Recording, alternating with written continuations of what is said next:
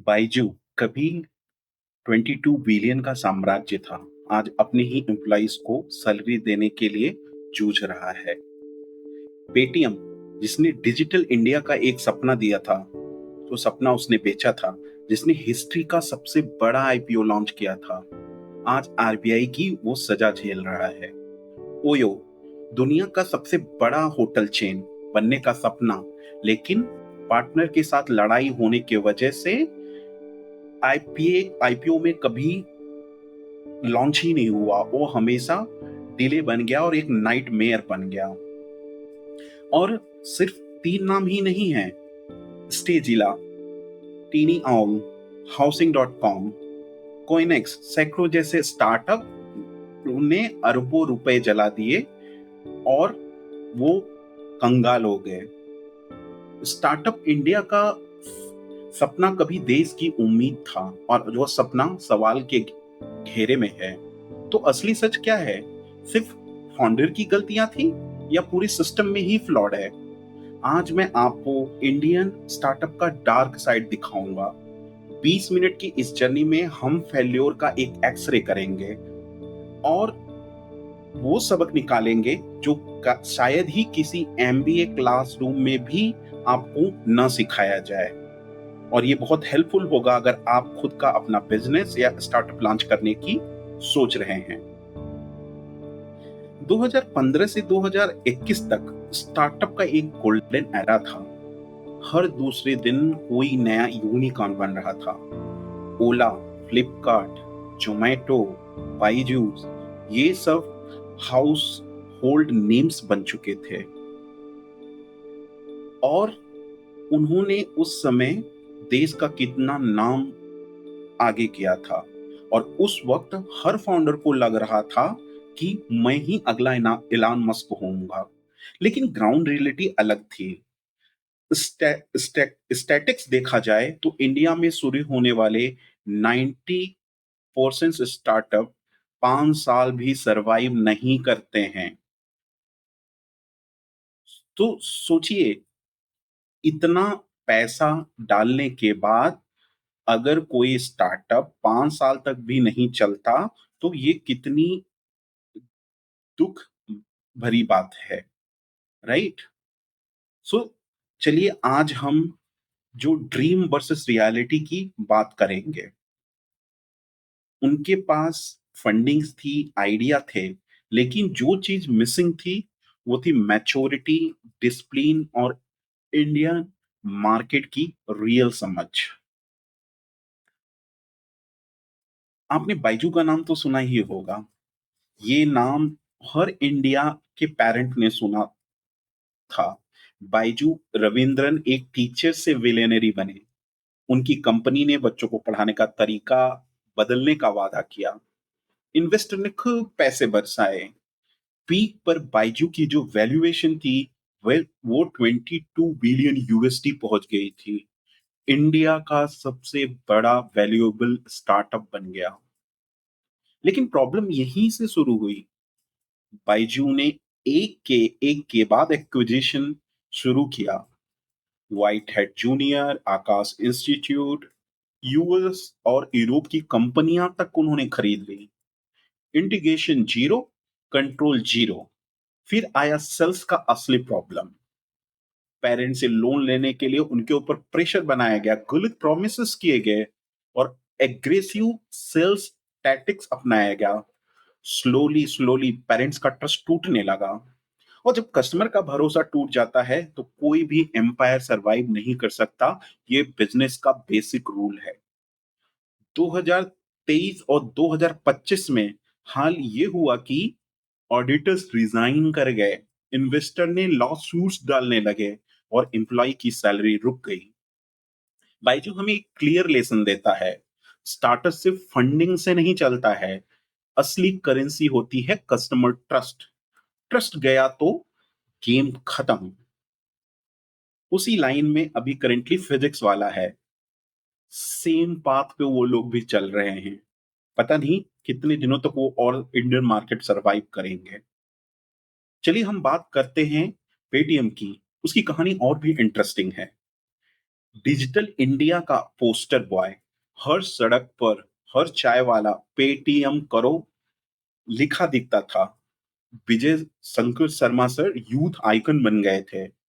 2021 में पेटीएम का आईपीओ आया और 18,300 करोड़ का इंडिया का सबसे बड़ा आईपीओ लॉन्च किया। सबको लगा ये तो बहुत बड़ा गेम चेंजर है, लेकिन रियलिटी अलग ही निकली। आईपीओ के कुछ महीने में ही स्टॉक 70% गिर गया। इन्वेस्टर का जो भरोसा था, वो एकदम से इन्वेस्टर का भरोसा एकदम से हिल गया। सोचिए, जिन इन्वेस्टर ने इतना पैसा उसमें खर्च लगाया, उनका भरोसा हिल गया। और फिर 2024 और 25 में क्या हुआ, ये आपको पता ही है। आरबीआई ने पेटीएम्स बैंक पे बैन लगा दिया। रीजंस, कंप्लायंस फेल्योर और रिपीटेड वायलेशंस। ये सिर्फ बिजनेस फेल नहीं था, ये एक वार्निंग बेल भी थी। पेटीएम ने दिखा दिया, फिनटेक में स्टार्टअप कल्चर का मूव फास्ट, ब्रेक थिंग काम नहीं करता है, क्योंकि यहां रूल्स तोड़ोगे तो रेगुलेटर ही तुम्हें तोड़ देगा। सबसे बड़ा सबक, फिनटेक का असली इन्वेस्टर ना सॉफ्ट बैंक है, ना सिक्वाया है। असली इन्वेस्टर है आरबीआई। अब हम बात करते हैं एक सबसे बड़े होटल चेन की, जो हमेशा अपनी चर्चाओं में रहता है, चाहे अपराध को लेके, चाहे कुछ इंटरेस्टिंग कुछ मिमेस को लेके। हाँ जी, मैं बात कर रहा हूँ ओयो की। रितेश अग्रवाल का सपना, टीनेजर से यंगेस्ट बिलियनरी बनने तक का सफर, ओयो की दुनिया का सबसे बड़ा होटल चेन बनना था। वैल्यूएशन 10 बिलियन तक पहुंच गई। लेकिन फिर आई रियलिटी चेक। ओयो ने इंडिया से निकलकर यूरोप, यूएस, यूरोप, चाइना में एग्रेसिवली एक्सपेंड किया। लेकिन हर मार्केट अलग होता है, लॉसेस बढ़ते गए। इंडिया में होटल्स पार्टनर ने कंप्लेन शुरू करना कर दिया। अनफेयर कॉन्ट्रैक्ट्स, डिलेड पेमेंट्स और एक्सप्लॉयटेशन। हजारों होटल्स ने ओयो छोड़ दिया। मीडिया में नेगेटिविटी कवरेज, लॉसूट्स और रिलेटेड आईपीओ डिलेज ने ओयो की चमक फीकी पड़ गई। लेसन सिंपल है, स्केल बनाना आसान है, ट्रस्ट बनाना मुश्किल। पार्टनर और सप्लायर्स को धोखा दोगे तो एम्पायर ढह जाएगा। यहां भी ट्रस्ट एक बहुत बड़ा फैक्टर है। जैसे बायजूस का,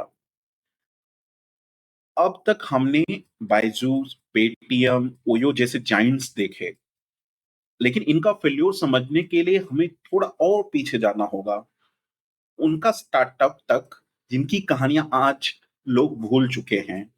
ये फॉरगॉटन फेल्योर्स हैं और हमें लेसन देती हैं, जो एक हर एंटरप्रेन्योर को ध्यान रखना चाहिए। हाँ, मैं बात कर रहा हूँ स्टेजिला। स्टेजिला ने खुद को इंडिया का एयरबीएनबी कहा।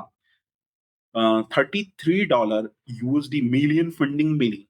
आइडिया बड़ा था, इन्वेस्टर एक्साइटेड थे, लेकिन सबसे बड़ा सवाल, क्या इंडिया मिडिल क्लास स्ट्रेंजर के घर में रहने को रेडी था? आंसर है नहीं। इंडियन कल्चर में ट्रस्ट का लेवल उतना ही हाई नहीं है कि लोग अननोन हाउस के घर भी बुकिंग करें। इससे जिला ने मार्केट रिसर्च से ज्यादा सिलिकॉन मॉडल को फॉलो किया, और वही उनका बिगेस्ट ब्लाइंड स्पॉट बना। लेसन, इंडिया में स्टार्टअप फेल सिर्फ मार्केट साइज से नहीं हुए हैं, कल्चर को इग्नोर करने से भी हुए हैं। Tiny owl, tiny owl food delivery के पायोनियर्स में से एक था। जोमेटो, स्विगी पहले से लोगों ने इनका नाम सुना था। फंडिंग आई, 27 मिलियन यूएसडी तक उन्होंने रेज किया। प्रॉब्लम क्या हुई, उन्होंने ऑपरेशन को बैकबुक समझा ही नहीं। 11 सिटीज में एक्सपेंड कर गए, लेकिन लॉजिस्टिक और डिलीवरी नेटवर्क टूट गया। ले ऑफ्स के समय हालत ये हुई कि एम्प्लॉय ने अपने ही फाउंडर को ऑफिस में घेर लिया। तो इससे हमें लेसन क्या मिलता है? स्टार्टअप का सबसे बड़ा किलर होता है प्री मैच्योर स्केलिंग। स्केल करना इजी है, लेकिन सस्टेन करना उतना ही डिफिकल्ट है। अब हम बात करते हैं हाउसिंग डॉट कॉम की। Genius with discipline. 2015 में राहुल यादव का नाम, जो 26 साल का एक मात्र लड़का था, इंडियन स्टार्टअप इकोसिस्टम का सबसे बड़ा फोल्ड बोल्ड फेस बन गया। हाउसिंग डॉट कॉम ने 120 मिलियन फंडिंग उठाई। ब्रांडिंग स्ट्रांग भी थी। याद है वो स्लोगन, लुकअप। लेकिन प्रॉब्लम क्या थी? फाउंडर का एरोगेंस, बोर्ड मेंबर से फाइट, इमेच्योर डिसीजन और मीडिया कंट्रोवर्सीज। इन्वेस्टर ने कहा प्रोडक्ट अच्छा है, लेकिन लीडरशिप अनस्टेबल है, और लीडरशिप अगर अनस्टेबल हो तो कंपनी कभी भी टिक नहीं सकती है। इससे हमें लेसन क्या मिलता है? स्टार्टअप जो फेल होते हैं वो केवल प्रोडक्ट से नहीं होते हैं, फाउंडर की माइंडसेट से भी होता है। जीनियस होना काफी नहीं है, डिसिप्लिन होना भी उतना ही जरूरी है। हम बात करते हैं कोइनेक्स, जो एक रेगुलेशन बिजनेस था। कोइनेक्स एक टाइम पर इंडिया का सबसे बड़ा क्रिप्टो एक्सचेंज था। 1 मिलियन यूजर थे। क्रिप्टो का हाइप उस समय पीक पे था। लेकिन फिर आया आरबीआई का बैन और रेगुलेटरी कंफ्यूजन। कंपटीटर जैसे वजीर एक्स अडॉप्ट हो गए, नए मॉडल्स लाए। कोइनेक्स ने रेट करने की जगह उसको फ्रीज कर दिया। यूजर कंफ्यूज्ड, इन्वेस्टर साइलेंट, और कंपनी टोटली खत्म। लेसन, अनसर्टेन मार्केट में सर्वाइवल का गोल्डन रूल है, एडाप्ट फास्ट और डाई। रूल्स बदलेंगे और जो कंपनी पाइवॉट नहीं कर पाएगी वो हमेशा के लिए खत्म हो जाएगी। इसलिए जिला ने कल्चर को इग्नोर किया और टिनी आउल ने ऑपरेशन को हल कर लिया।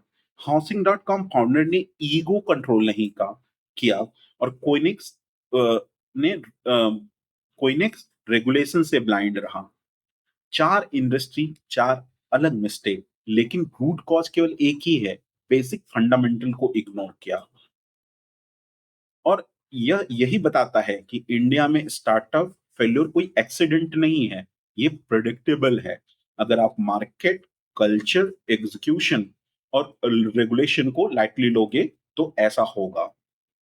अगर आप ध्यान से देखें तो इन फेल्योर में कुछ कॉमन मिस्टेक्स हैं। लाइक बाईजू और पेटीएम ने क्या गलती की?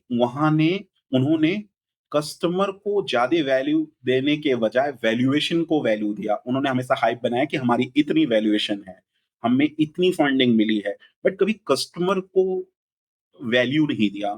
तो वहां पे ट्रस्ट वैल्यू डिक्रीज हो गया। ओयो और टीनी आउल की बात करें तो दूसरा रीजन ओवर एक्सपेंशन है। उन्होंने बिना तैयारी के ही स्केल कर दिया। रेगुलेटरी इग्नोरेंस, पेटीएम और कोइनेक्स ने रूल्स लाइटली लिए और फॉलो नहीं किए। Founder arrogance, housing dot com, Rahul Yadav इसके क्लासिक एग्जाम्पल है। एग्जीक्यूशन फेल्योर, आइडिया सबके पास था, एग्जीक्यूशन बहुत कम के पास। स्टार्टअप जो फेल होते हैं वो केवल आइडिया से नहीं है, फाउंडर की डिसीजन से भी होते हैं। इंडिया का सबसे बड़ा स्टार्टअप लेसन है कि एग्जीक्यूशन इज एवरीथिंग। लेकिन ध्यान रहे, फेल्योर वेस्ट नहीं होते हैं। स्टेजिला के फाउंडर आज स्टार्टअप मेंटर्स हैं। टीनी आउल के लोग बाद में स्विगी और जोमेटो जैसी कंपनियों में ऑपरेशन संभालते हैं। हाउसिंग डॉट कॉम के एक्स एम्प्लॉय ने प्रोपटेक स्टार्टअप्स बनाए हैं। हर फेल्योर सिस्टम, जो इकोसिस्टम होता है वो स्ट्रांगर बनता है। हर गिरावट फ्यूचर एंटरप्रेन्योर्स को ब्लूप्रिंट देती है कि उन्हें क्या नहीं करना चाहिए। इंडिया को और यूनिकॉर्न्स नहीं चाहिए, हमें ऐसा स्टार्टअप चाहिए जो टिके, भरोसा जीते और प्रॉब्लम सॉल्व करे।